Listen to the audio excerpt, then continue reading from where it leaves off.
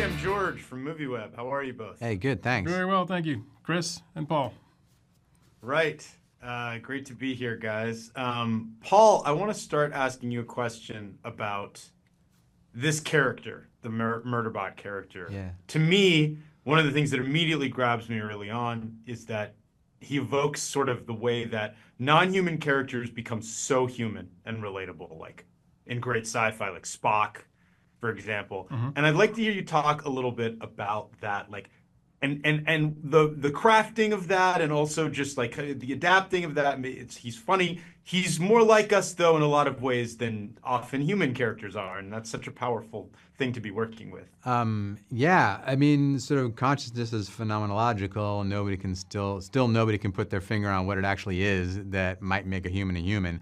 But I think that one thing that I found really reassuring in this is the idea that, like, don't reduce people. For one thing, first off, I think that in terms of it having an internal monologue, it's so similar to when I was reading the book. It's so similar to how I think in terms of, like, 2/3 self-loathing, 1/3 cynicism about other people. But you're still there. Like, there's a quote saying like 95% of life is showing up. Like, Murderbot doesn't go run off, like, kill everybody and run off to become a space pirate.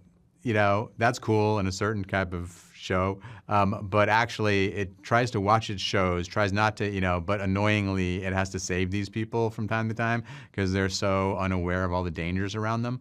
I think that the idea that, like, you're showing up in your life, most of the time you're just like, oh God, what the heck's going on here?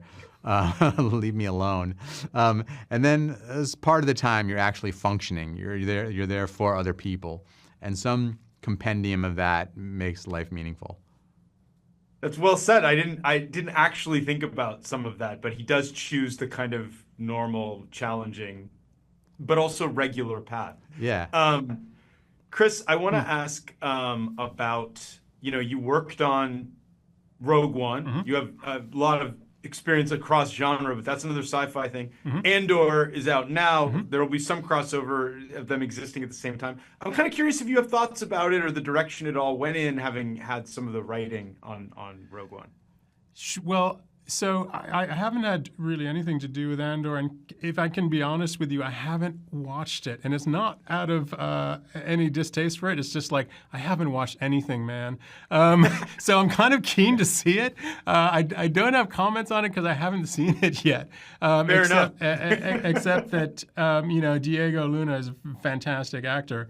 I think that what bears on Murderbot is that we're dealing with a very involved, very enthusiastic fandom, right?